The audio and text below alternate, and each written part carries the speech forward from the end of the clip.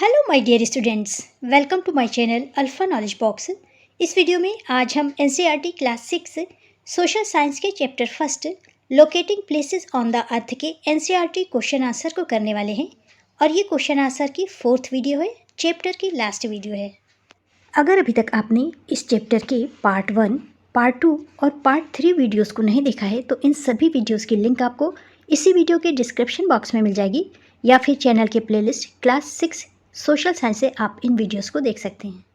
इस वीडियो में चैप्टर के लास्ट में दिए हुए क्वेश्चंस को डिस्कस करेंगे। पहला क्वेश्चन है, returning to page 10 and to figure 5.2 in chapter 5 of this text books taking the scale to be 2.3 centimetre equal to 500 kilometre, calculate the real distance from the estuary of the Narmada river to the estuary of the Ganga river.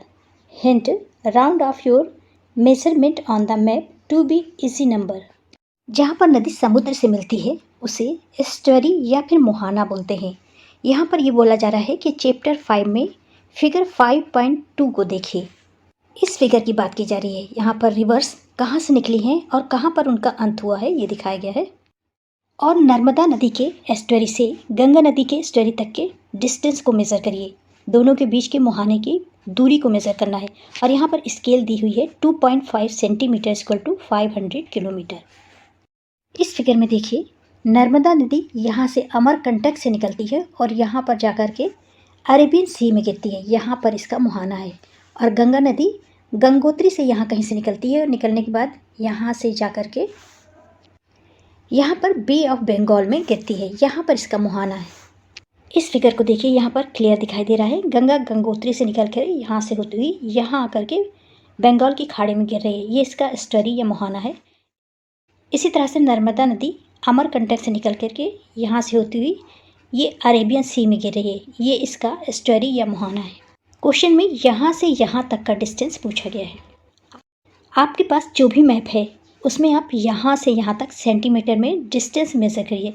Suppose ये 10 centimetre है।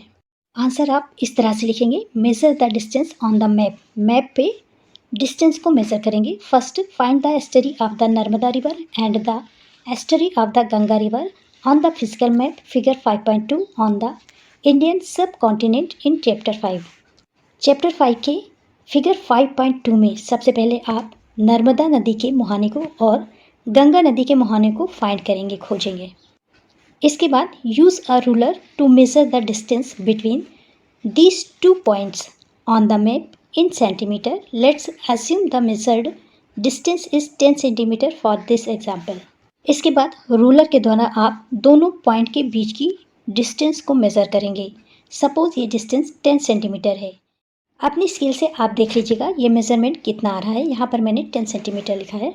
इसके बाद आप measurement to real distance लिखेंगे।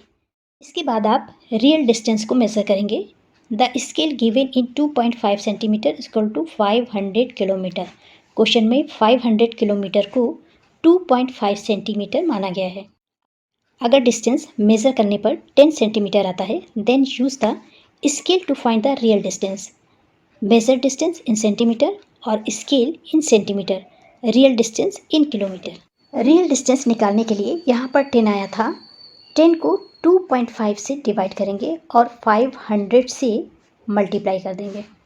10 centimetre को 2.5 centimetre से divide करने पर आएगा 4। 4 को 500 से मल्टीप्लाई करेंगे तो आंसर आ जाएगा 2000 किलोमीटर। 0 0 और 5 4 सा 20, इसलिए 2000 किलोमीटर आ जाएगा। thus the real distance from the estuary of the Narmada river to the estuary of the Ganga river is approximately 2000 kilometre. आपका आंसर एग्जैक्ट 2000 किलोमीटर नहीं आएगा, इस वैल्यू के अकॉर्डिंग आएगा। क्वेश्चन नंबर 2 है, why is it 5:30 PM in India when it is 12 PM और नून in London. Bharat में जब 5:30 बजते हैं तो लंदन में 12 क्यों बजते हैं? आंसर हो जाएगा, India is located east of London. India London के ईस्ट में सिचुएटेड है, स्थित है। India standard time IST is set at 82.5 degree east longitude, which is 5 hours and 30 minutes ahead of Greenwich Mean Time GMT at 0 degree longitude where London is located. Therefore, when it is 12 pm noon in London, it is 5:30 pm in India because India is 82.5 degree east of London. Then, time difference result from the Earth's rotation and the time zone India uses. India London के पूर्व में है और इसका Indian standard time अर्थात IST 82.5 degree east longitude पर स्थित है, जो कि लंदन के टाइम से 5 आवर्स और 30 मिनट्स ज़्यादा है।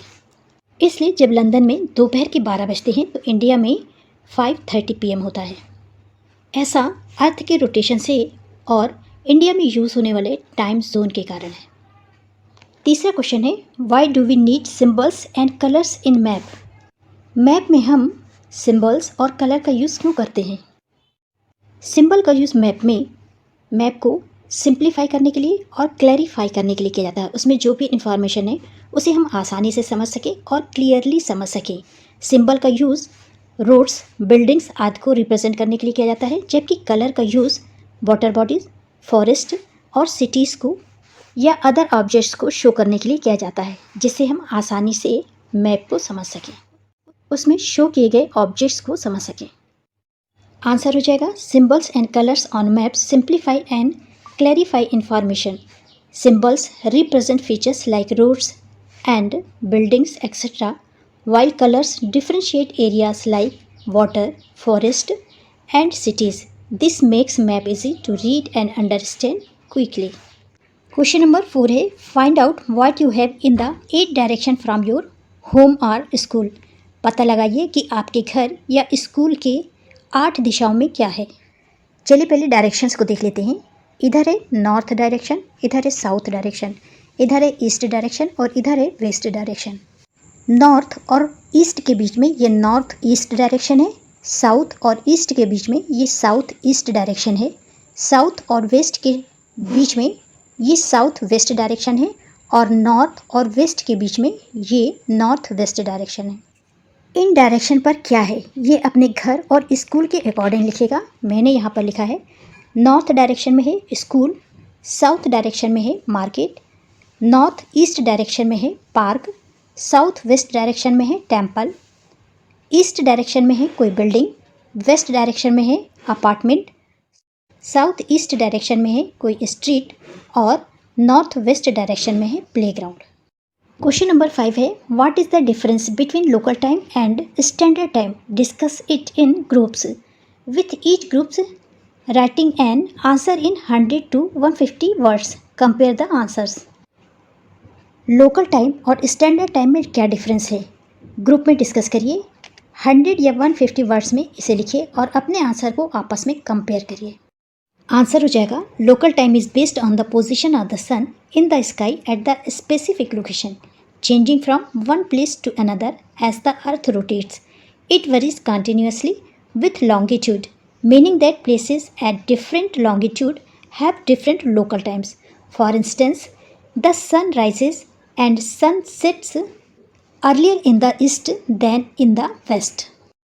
लोकल टाइम इस बात पर बेस्ड होता है कि स्काई में सन किसी स्पेसिफिक लोकेशन में किस पोजीशन पर है और अर्थ के रोटेशन से चेंज होता रहता है कंटिन्यूसली। जैसे जैसे लॉन्गिट्यूड चेंज होता है वैसे वैसे लोकल टाइम भी चेंज होता है, अर्थात अलग अलग लॉन्गिट्यूड पर अलग अलग लोकल टाइम होता है।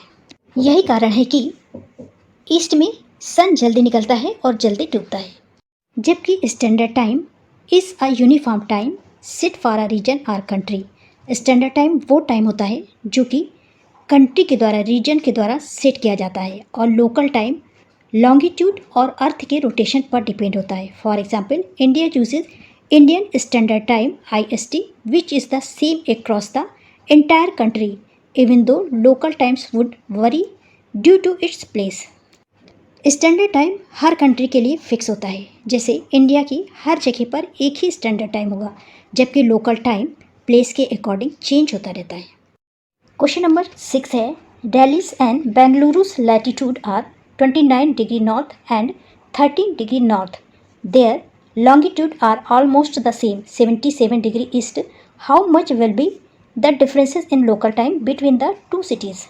दिल्ली का लॉन्गिट्यूड है 29 डिग्री नॉर्थ और बेंगलुरु का है 13 डिग्री नॉर्थ, लेकिन लॉन्गिट्यूड ऑलमोस्ट 77 डिग्री ईस्ट है दोनों का। तो इन दोनों सिटीज़ के लोकल टाइम में कितना डिफरेंस होगा? अगर दोनों सिटीज़ का लॉन्गिट्यूड एक जैसा है, थोड़ा सा डिफरेंस है, तो लोकल टाइम में भी कोई डिफरेंस नहीं होगा, बहुत माइनर डिफरेंस होगा। Delhi and Bengaluru have almost the same longitude 77 degree east, which means there will be very little to no difference in local time between the two cities due to their longitudinal position. Latitude affect the climate and day length but not the local time directly, since the earth rotates 15 degree of longitude every hours and both Delhi and Bengaluru are situated at nearby the same longitude. The difference in local time between them is Therefore, the local time in Delhi and Bengaluru is practically the same. इन दोनों cities का latitude अलग अलग है और इसका effect climate पर पड़ता है और डे के लेंथ पर पड़ता है। लॉन्गिट्यूड एक जैसा है, इसलिए इनके लोकल टाइम में बहुत कम डिफरेंस है। इनका लोकल टाइम पार्शियली सेम है।